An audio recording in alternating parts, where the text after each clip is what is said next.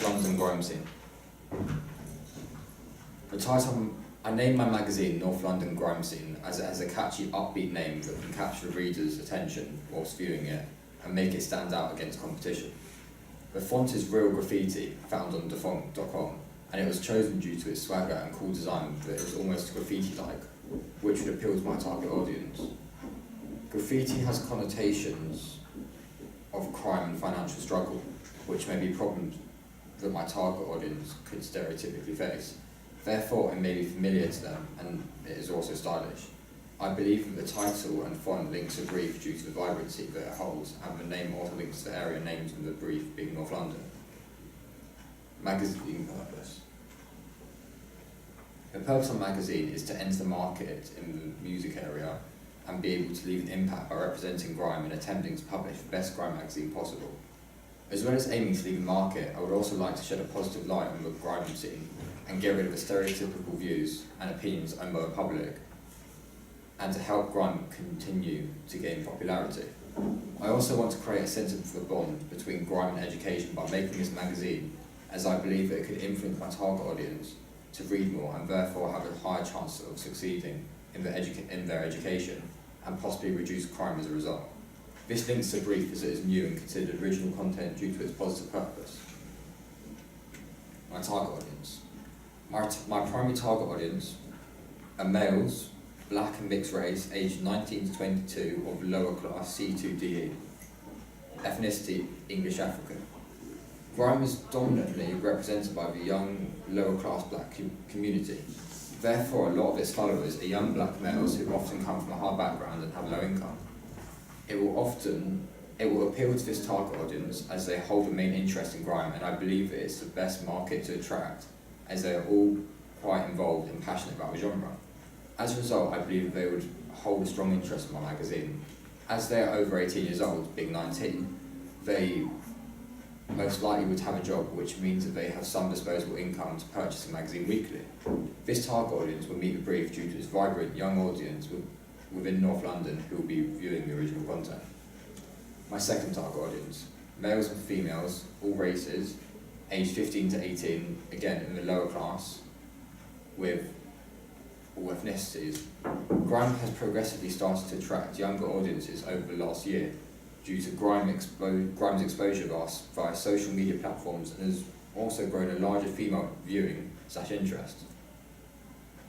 Therefore, I believe our magazine would appeal to my secondary target audience as there is room for growth and potential, and the younger audience are very keen to know the latest news and gossip from within the music industry, and some would usually spend disposable income on things such as magazines.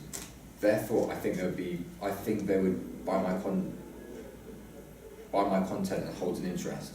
However, due to the young age range, as a magazine trying to promote a positive light on grime, I would need to keep the language used in the music that is provided restricted, as it could reflect badly on myself and the magazine, and could be viewed as unethical, as well as contradicting the purpose of the magazine.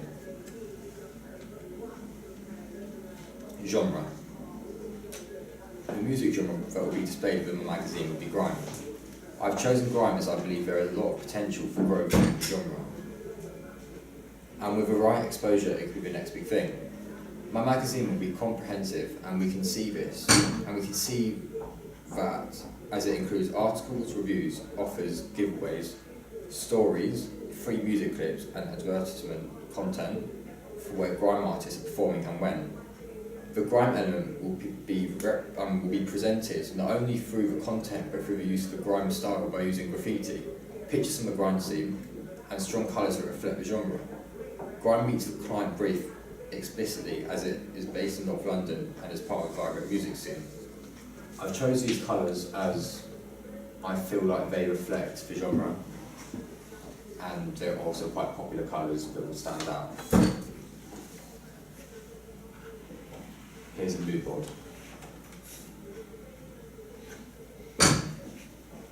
Content. The magazine will consist of articles, for example, an article about an event that was considered the best of the year. This meets the brief implicitly as it creates exposure because people need to know about it.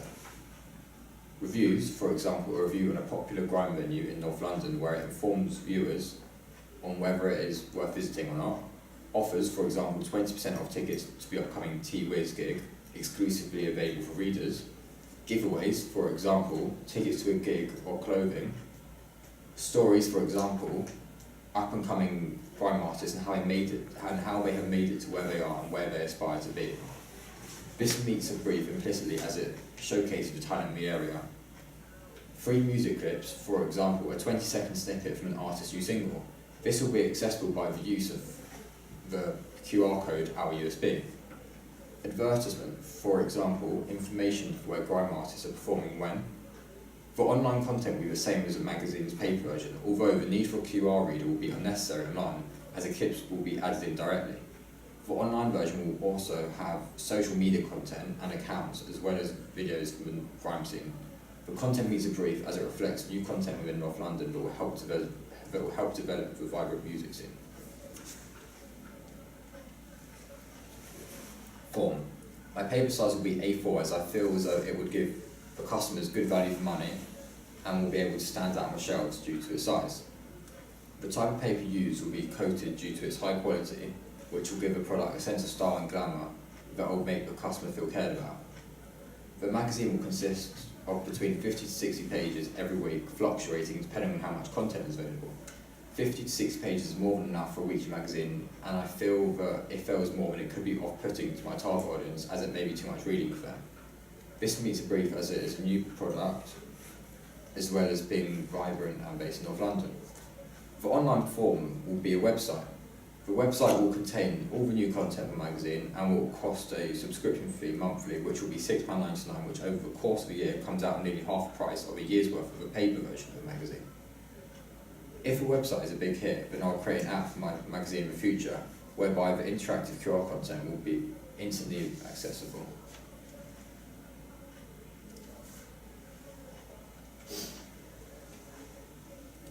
Resources. I will have a camera to take photos of the magazine, a computer to edit the front page and double page spread, and also for research, a printer to print the magazines, paper to write ideas down as well as for sketches, pencil and pen scale to write and draw, and Photoshop/image editing software to edit or manipulate images and design my magazine. Personnel. For the purpose of the first edition, I will be conducting all the following roles.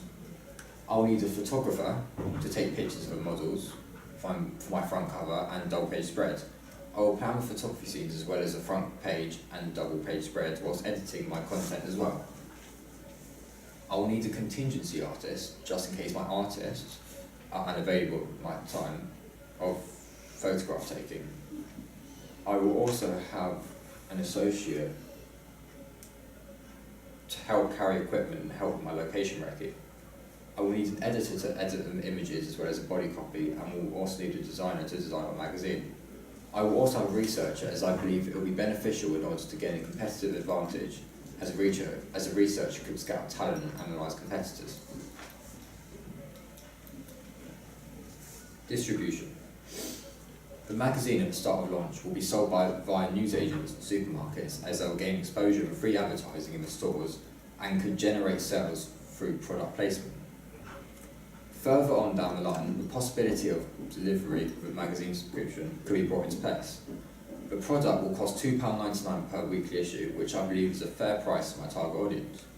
It will be just distributed online via the website being updated, and all subscription owners will receive notification via email to let them know when the weekly update is done.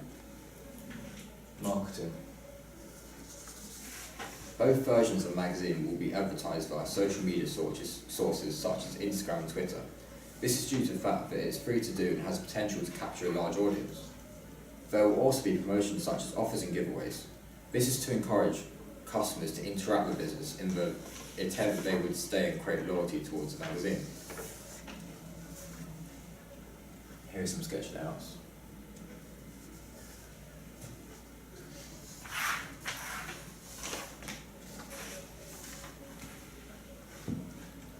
Font styles. The masthead, the font is real graffiti found on thefont.com, and it was chosen due to its swagger and cool design that is almost graffiti-like, which would appeal to my target audience. Headlines. The font is wrapped as italic, found on thefont.com as well, and it was chosen due to its bold presence that almost asserts a sense of power. It will be also used for cover lines. Body copy. The font is Simple Life, found on thefont.com, and it was chosen as I felt as if the body copy needs to be simple and easy to read, especially to the fact that a lot of my readers, being my target audience, may have a lower reading ability, therefore it makes it as understandable as possible to read. Article ideas. Article idea 1, interview based. It will include quotations of the interview and will feature narrations throughout. An example could be an interview with grime artist J-Dog discussing his upcoming album release. Article idea 2, story based. It will include a brief overview of an artist's career and will showcase how they kickstarted their career, where they are now and where they aspire to be. Article idea 3, review based.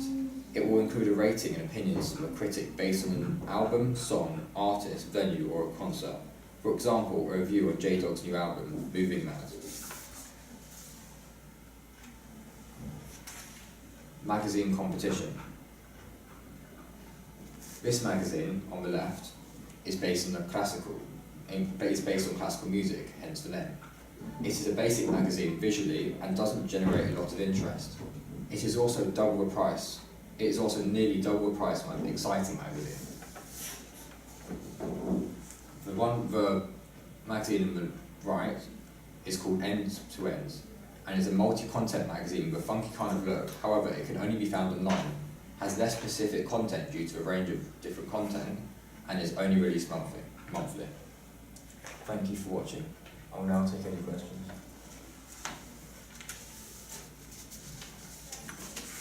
Brilliant, thank you very much. Okay, where to start?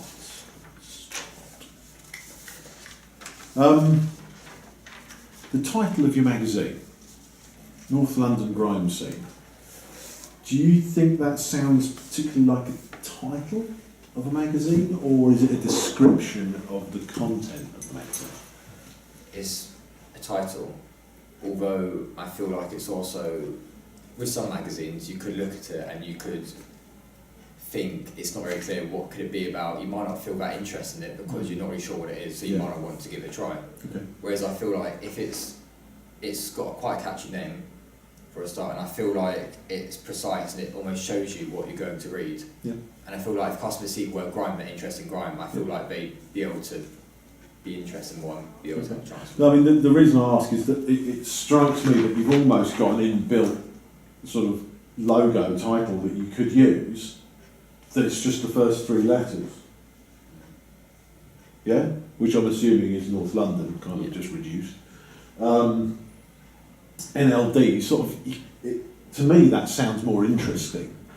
Because the reason I say it's North London Grime Scene just sounds like, well, that's what it's about. That's not the title of the magazine. Do you see what I mean? It kind of feels like if you had North London Grime Scene below NLD, that might work a bit better. It might feel a bit more unified. That's originally what I put on the sketch. Yeah, exactly. There we go. There you go. There you go. That's only part of Perfect. it. I'm still trying I to think decide. that works better than that by a country mile. It really does. Just because it just feels more a part of the genre and it's less sort of descriptive, which sounds counterintuitive, but actually you've said it under here, kind of this grime scene, that word there is the thing that's kind of describing what's going on, as well as everything else that's on the cover, hopefully, is the thing that's going to go, oh right, I get what this is about. This is about this particular music genre. Yeah? So I think you've got to be quite careful when you choose these things. As careful as you were when you were talking about the choice of typeface. And you said on a couple of occasions that it was taken from real graffiti, so this has actually been sampled from something that's out in the real world. Someone took photographs of each of the letters, turned them into a typeface. Yeah? Brilliant, that's fantastic, because basically you're saying there's a real connection between my choices of all the elements that I'm going to use to build this brand and the thing that it's talking about. Yeah? So that's great, and I really like those sorts of choices when you make them because of a particular reason, and then there's that backstory that kind of supports the choice. That's fantastic. So I think that's to be commended. I mean, we can go on to your font choices actually. Can we go back to that slide, please? Okay, cool.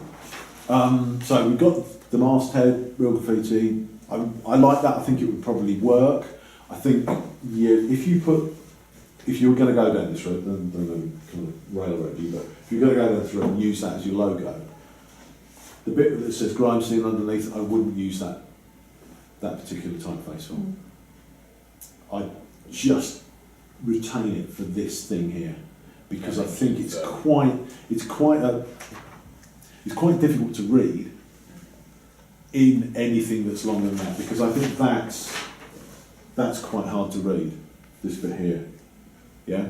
And if you're going to show that on a shelf in a magazine store like you had that photograph, then it's got to stand out, it's got to be quite instant. So if you support that, just that little logo bit there, with something that's in a complementary typeface underneath, just something very simple, yeah, maybe uppercase, sans serif, just a little bold font underneath, just explains it, all kind of encapsulated within a little box or something. Don't know how you're going to do the design. I think that would really help. So if you take a particular choice, like the real graffiti masthead font, use that sparingly, okay? Because that's your own. Absolutely, it loses its impact if you just kind of, for want of a better word, splash it everywhere. Headlines. So your headline font, the Raptor thing. That's an interesting choice. Can you explain the choice of that particular typeface?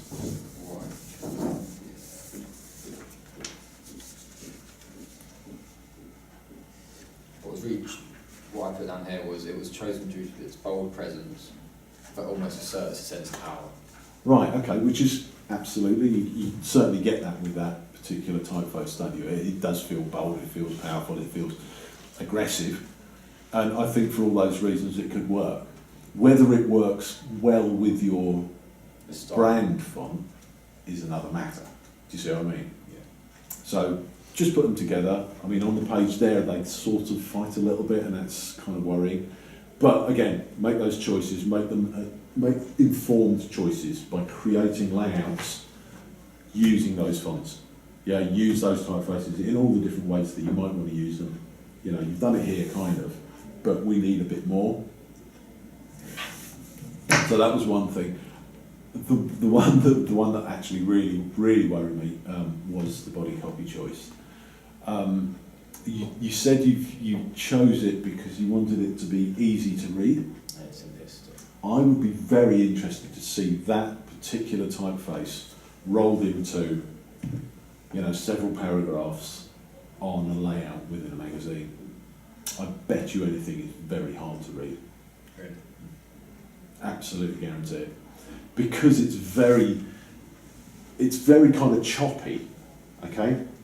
Do you know what a baseline is in design? Kind of. Okay, so it's the imaginary line that all the letters sit on in any line of copy, yeah? So in this instance, you've got B, O, D, Y. Why is Y up there? The baseline should be at the bottom of that little bowl, the bottom of the Y. Lines. So what you get when you roll that into any sort of string of copy is you'll get, just if you explain, but there's things kind of called rivers that go in between the copies, and it's the way that the white space between all of that type kind of flows, and you'll end up with a very, very choppy river.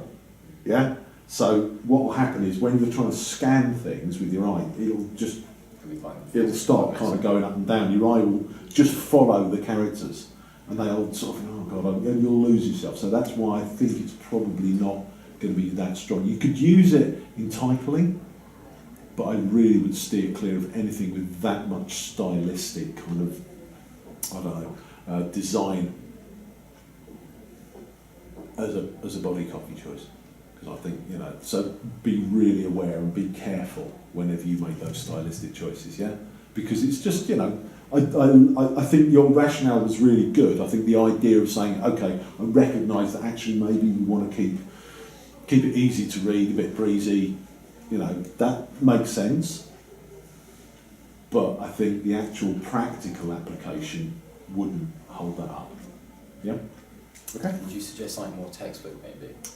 Very simple. Literally, I mean, if you want something that's very easy to read, that's actually kind of simple to read and helps the reader, a serif font would probably be your best bet, which I arguably wouldn't go very well with this look and feel, which is a shame. But you might be able to get something that works in a similar way.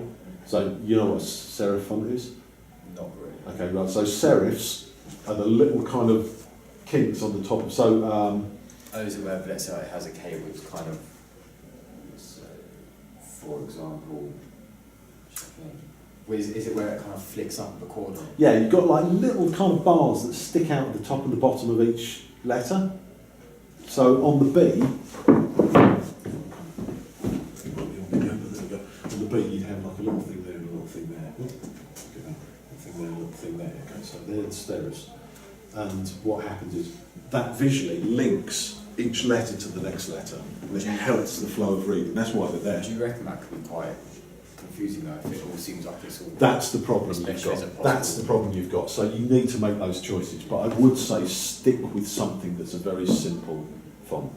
Yeah? Something that just doesn't have that much style applied to it for your body copy, because you will pretty much read any magazine you'll pick up and you'll look at it and you'll say, okay, well actually, if you look at the text, the copy, it's all going to be pretty simplistic looking. It's a very straightforward thing, yeah?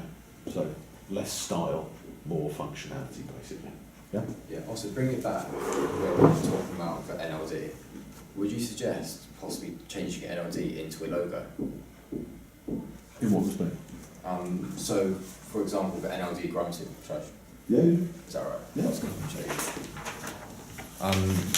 So, for example, having the NLD possibly at the top of the cover, Yep. and then having Grime Scene in a different font, which is more basic, but instead of having NLD just in that font, maybe changing it into a logo and having a style. Yeah, I mean, that's fine. Of course you can. You know, Instead a of logo just type is words. absolutely perfectly reasonable thing to do. Yeah, if that's your brand and that's what you want to do with it, then that's yeah, absolutely right. You could use that in double page spread somewhere as well, so it's consistent across all your pages. So I was thinking, well, since you mentioned it, Yeah. that could be a possibility, especially with the possibility of the social media aspect of it as well. Yeah, definitely. I mean, you could definitely use NLD as a tiny little kind of Especially icon. with Twitter and Instagram, the Exactly profile that. pictures, so I could almost make it kind of like a circle picture, so Yeah. it'd be the exact same. Yeah. So it kind of creates a house style. Yeah, absolutely. That's exactly the strength of those choices that you make, is that how flexible they can be, but also how unifying they can be when it comes to really sort of reinforcing the brand and giving it something sort of behind it and sort of making it something more than just a word or just sort of, you know, a bit of type on the page. It's really strong. So yeah, very good. Wow, where was I? Pretty lost myself there.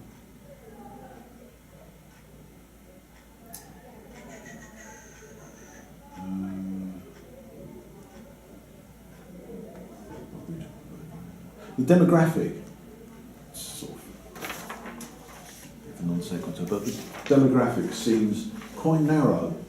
Why was that? Why was that choice?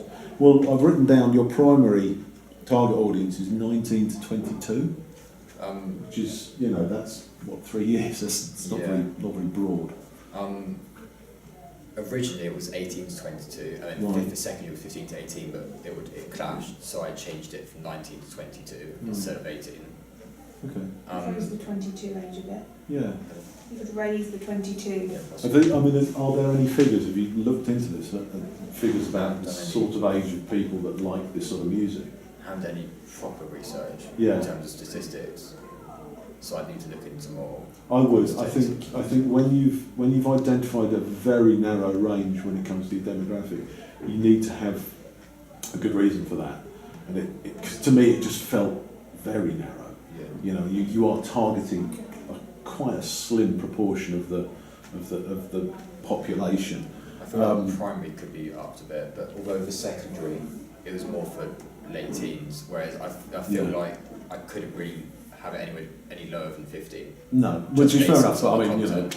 I suppose, you know, my son who's 16, when I was listening to this sort of music sort of, you know, a couple of years ago, so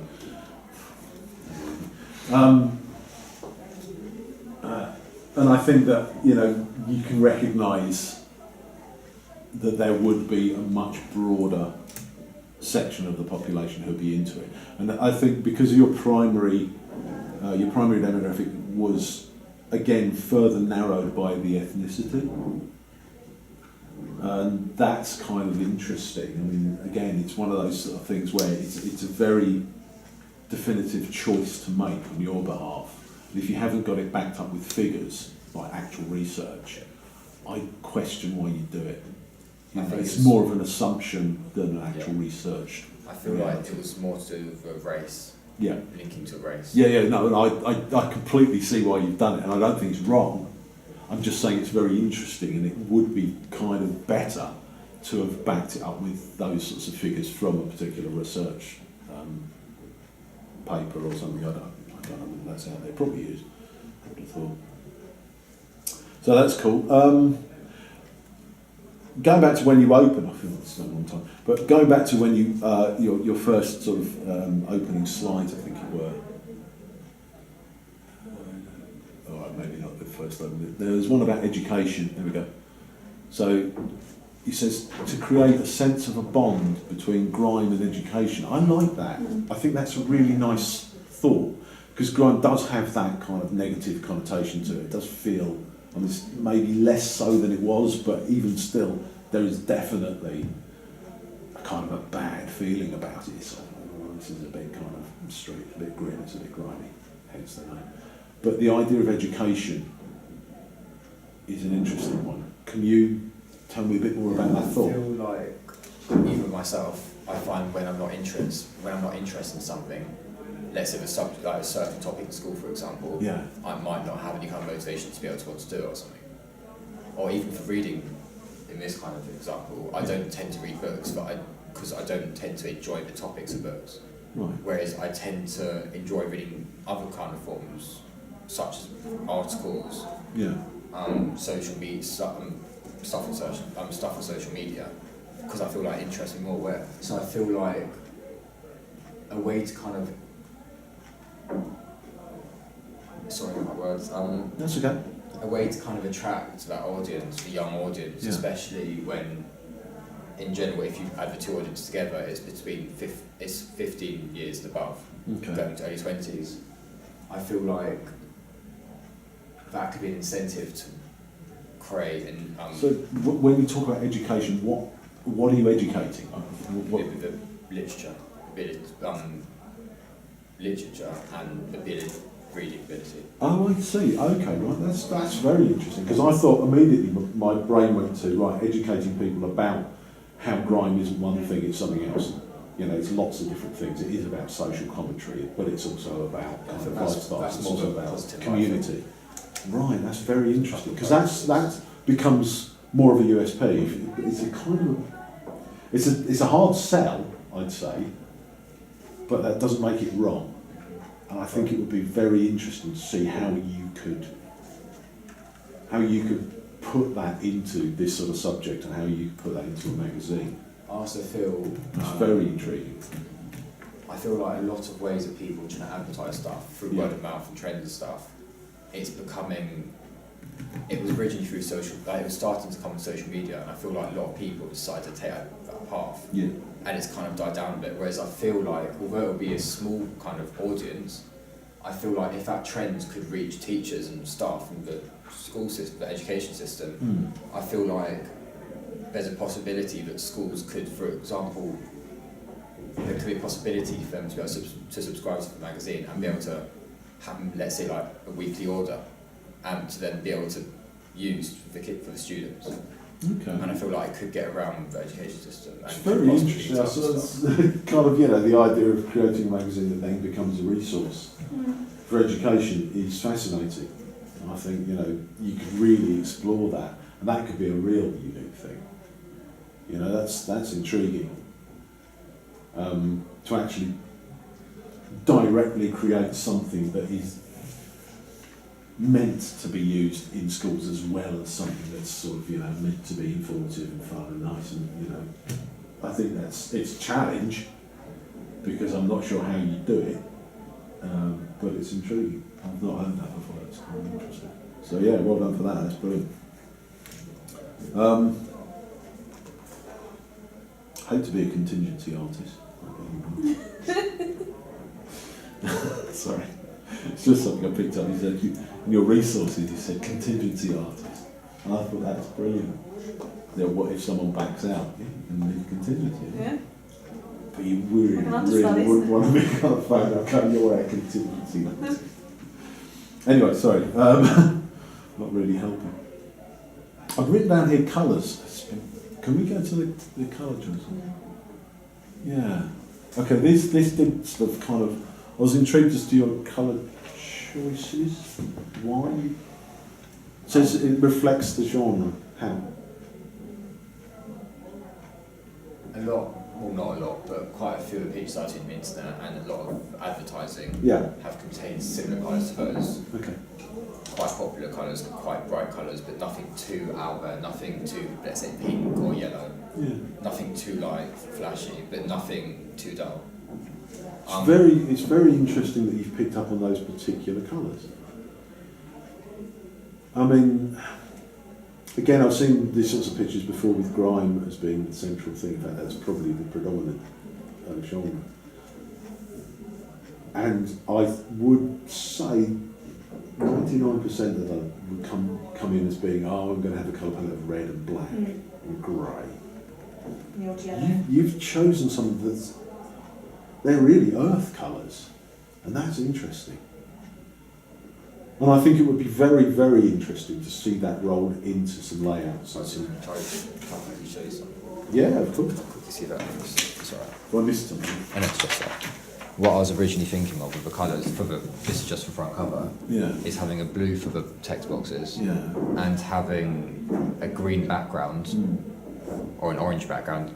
I was going to decide that later. But having one of the other colours as a background, and then having, okay, for example, I'd have an orange background, and then with the green, I'd almost have like a dripping paint to represent the graffiti kind of thing. Yeah, that's an interesting idea. I'd love to have seen it.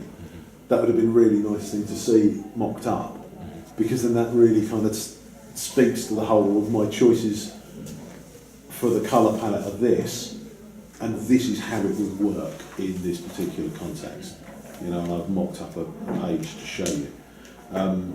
Because otherwise I'm sitting here thinking, I can't see how that's going to work. I can't see how that reflects the genre, as you put there.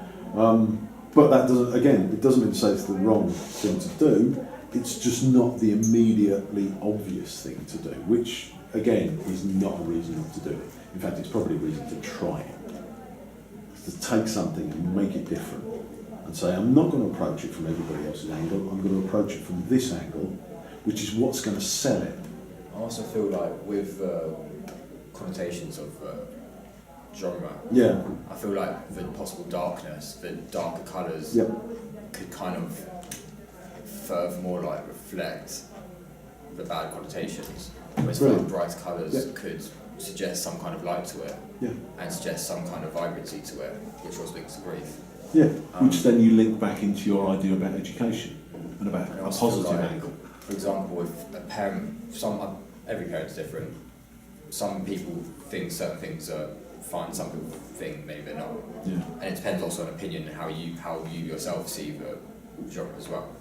But I feel like if a parent was with their kid, who, let's say from a secondary target audience, I feel like if they were to see a magazine with bright and vibrant colours, it would. I think it's just partly like due to aesthetics and stuff, and just due to the fact that it's almost like we're saying, the front, no judgment by its colour kind of thing. I feel like with the bright colours, I feel like it'd be more positively looked upon in a shop, for example, and I feel like more people would be who are from. Sorry, if it was a younger age range buying it with their parents saying, I feel like it'd be more positively looked at, and also with the schools and stuff.